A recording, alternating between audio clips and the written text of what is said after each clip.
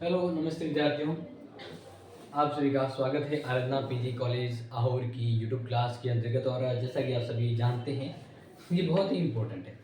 आज का टॉपिक बहुत ही ज़्यादा इम्पोर्टेंट है।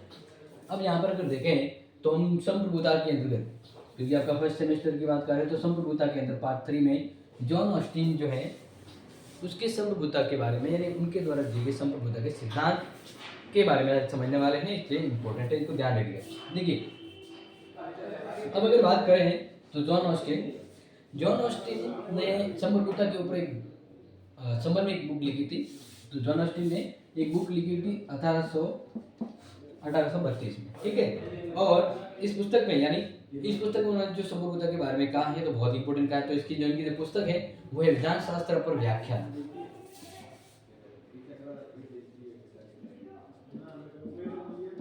विधान शास्त्र पर व्याख्यान, ये इनकी बुक थी, ठीक है। इस बुक के अंतर्गत लिखे।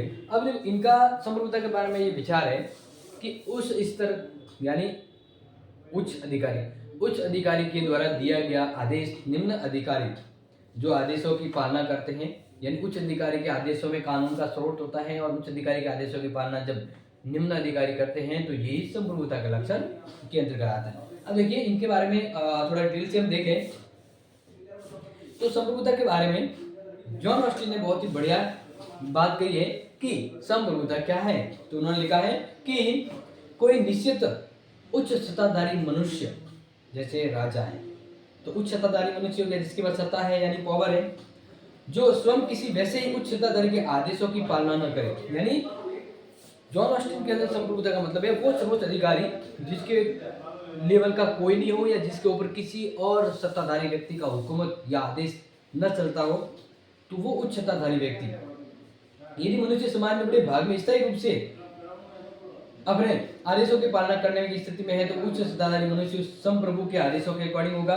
तो इस प्रकार जो संप्रभु व्यक्ति है उसके द्वारा आदेशों की पालना निम्न अधिकारी या उसके अंडर में आने वाले अधिकारी उसके आदेशों की पालना करते हैं। तो इस प्रकार उच्च अधिकारी सर्वोच्च शक्ति धारण किए हुए इस व्यक्ति को हम कहते हैं संप्रभु, और ये संप्रभुताधारी जिसमें संप्रभुता के लक्षण प्रकट होते हैं।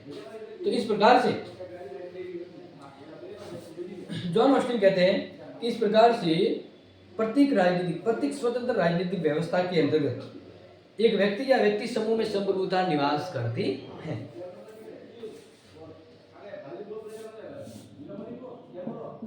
प्रत्येक स्वतंत्र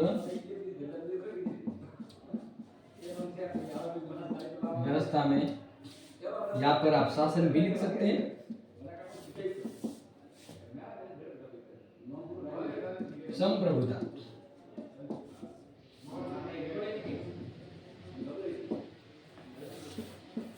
किसी एक व्यक्ति या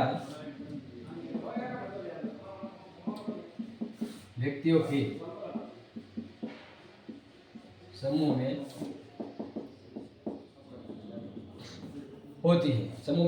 होती है। और इस प्रकार से अगर देखा जाए तो एक ऐसा निश्चित मनुष्य, एक ऐसी सत्ता है, यानी कि जो संप्रभुताधारी जो व्यक्ति है ना वो वास्तविक संप्रभु होगा और उसके पास सत्ता वो स्थायी रूप में रहेगी। और इस प्रकार पर अगर देखा जाए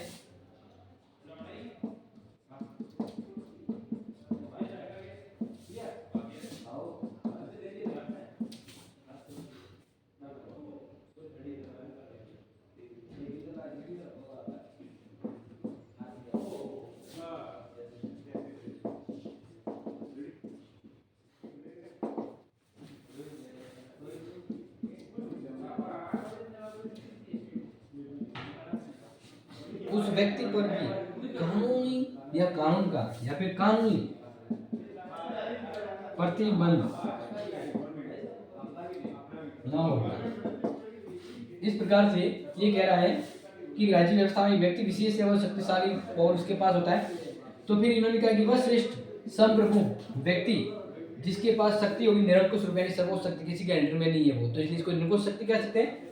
तो निरंकुश सत्ता प्राप्त होगी उसके पास और उस पर कानूनी प्रतिबंध भी नहीं होगा। इस प्रकार के इनके संप्रभुता के सिद्धांत के बारे में मैं आपको बता रहा हूँ तो आप समझिएगा, ठीक है।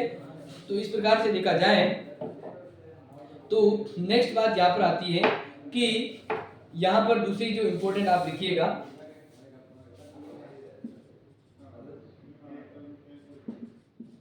उस स्तर अधिकारी द्वारा दिया गया आदेशी संप्रभुता है। यहाँ पर बहुत ही इंपॉर्टेंट कहा है कि आदेशों की पालना हो नहीं हो, लेकिन अगर देखा जाए तो मानव श्रेष्ठ या स्वयं उच्च अधिकारी के आदेशों का पालन वो नहीं करता, लेकिन अगर उच्च अधिकारी है जो सर्वोच्च अधिकारी है जिसका संप्रभुता है, तो उस अधिकारी के आदेश जो दिया जाता है उस आदेशों की पालना होगी। आदेशी संप्रभुता है और आदेशी संप्रभुता है एवं उसकी पालना होगी। ये इसका आ गया, यानी इस संप्रभुता के अंतर्गत आगे में है क्या, वही मैं आपको बता रहा हूं। ठीक है, नेक्स्ट बात करें कि सिंपल है कि आदेश ही कानून होगा, जो मैंने यहाँ पे बता दिया उनका आदेश ही कानून होगा, ये भी नोट कर लीजिए। आदेश ही कानून का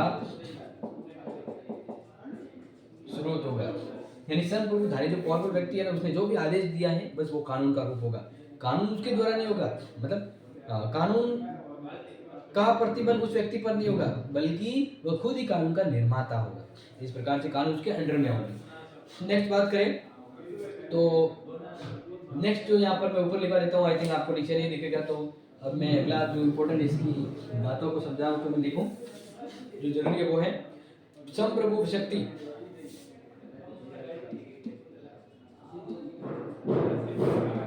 संप्रभु शक्ति अविभाज्य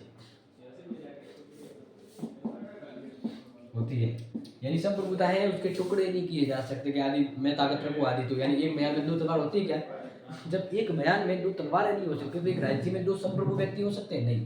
तो संप्रभुता एक व्यक्ति विशेष के पास ही रहेगी, उसका विभाजित नहीं किया जा सकता, और इसलिए इसका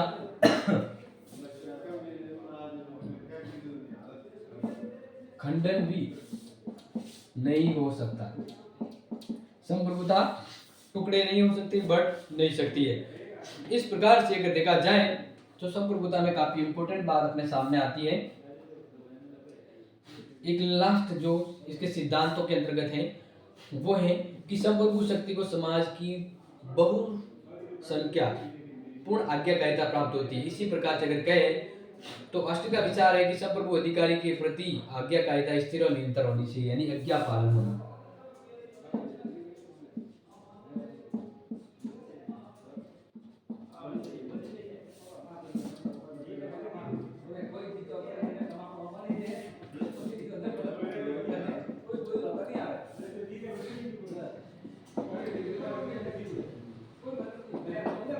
ठीक है, तो अब यहाँ पर समझ चुके हैं ना डियर, ये जो मैंने आपको समझाया ना, ये तो जॉन ऑस्टिन की संप्रभुता के बारे में विचार यानी सिद्धांत है।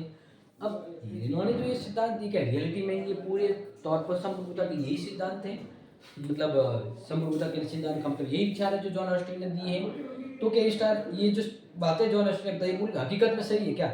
ये संप्रभुता ऐसी ही है जैसा जॉन ऑस्टिन ने बताया? तो यानी कुछ चीजें हैं जो जॉन ऑस्टिन ने जरूरत से ज्यादा जोर दिया है। तो अब हम जॉन ऑस्टिन की आलोचनात्मक परीक्षण करेंगे कि कहाँ पर जॉन ऑस्टिन ने संप्रभुता के बारे में ज्यादा जोर या महत्व या बल दिया है, कौन सी बात है जो संप्रभुता के अकॉर्डिंग हकीकत में सही नहीं है। तो आइए बढ़ते हैं नेक्स्ट इंपोर्टेंट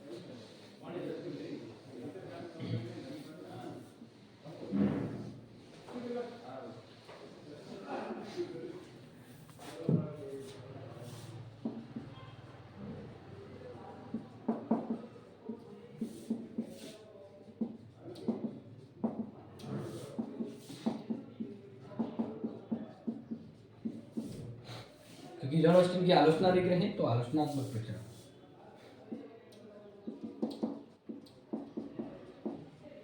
आलोचनात्मक विश्लेषण।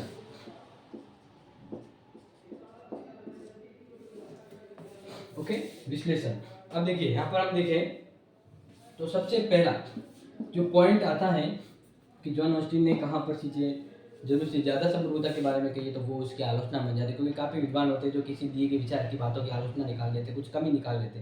तो इस प्रकार से हम देखें तो समाज में समाज के अंदर ऑस्टिन की निश्चित जन श्रेष्ठ की खोज कर पाना कठिन है।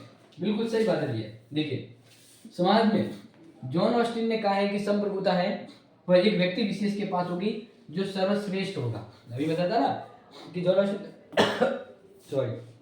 जॉन ऑस्टिन कहता है कि एक व्यक्ति होगा जिसके पास संप्रभुता शक्ति रहेगी। वो व्यक्ति कौन होगा? जो उस समाज में सबसे सर्वश्रेष्ठ व्यक्ति होगा वही संप्रभुता का शक्तिधारी व्यक्ति बनेगा, उसी के पास संप्रभुता रहेगी। तो अब आलोचना ये है कि समाज में जॉन ऑस्टिन के अनुसार एक श्रेष्ठ व्यक्ति होगा जिसके पास पूरे देश का पावर यानी संप्रभुता रहेगी। तो वो व्यक्ति होगा कौन? उसको कैसे ढूंढेंगे? और क्या व्यक्ति वो जिसके पास पावर आता है वो मिसयूज नहीं करेगा? क्या पावर के नशे में वो अव्यवस्था नहीं करेगा? यानी जॉन ऑस्टिन की नजरों में संप्रभुता धारक एक व्यक्ति विशेष होता है, तो उसकी खोज कैसे करें? किस आधार पर पता लगाए कि यही व्यक्ति है जिसको संप्रभुता प्राप्त होगी? सही है, पहले तो यहाँ पर कमी आ जाती है। बात करते हैं दूसरा, कानून संप्रभु की आज्ञा मात्र नहीं होता।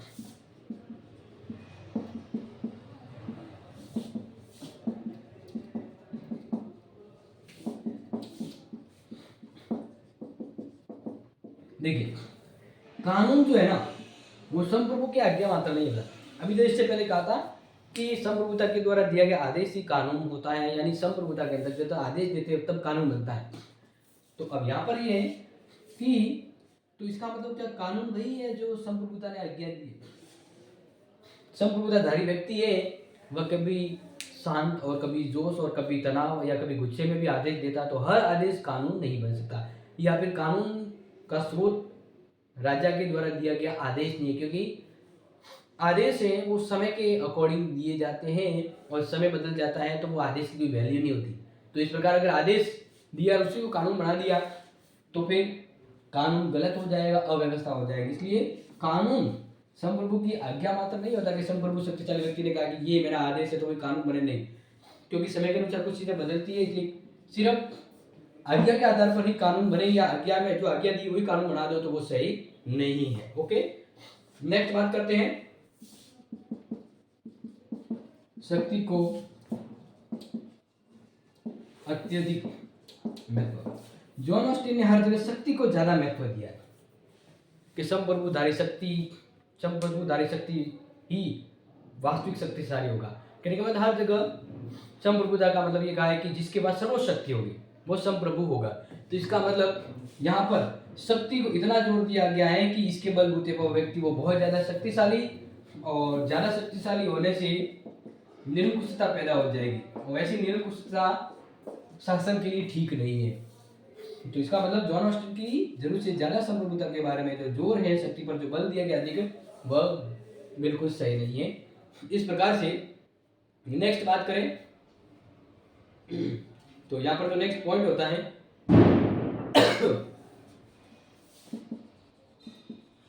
आधुनिक लोकतांत्रिक व्यवस्था में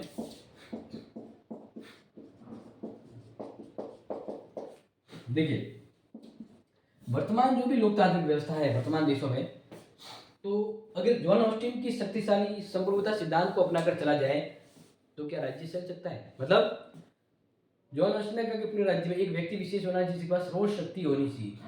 वर्तमान में अगर एक ही व्यक्ति को अगर ताकत दे दी जाए तो कहने का मतलब शक्ति अनर्थ हो सकता है।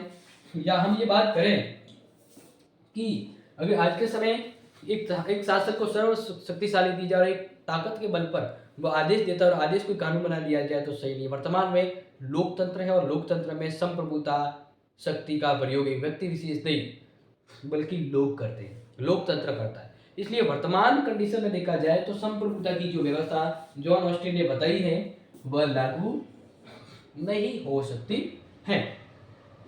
इस प्रकार से मेरे प्यारे विद्यार्थियों, आपको मैंने संप्रभुता के बारे में, संप्रभुता से जुड़ा जॉन ऑस्टिन का जो सिद्धांत है वो समझाया है, उसकी आलोचना भी करी है।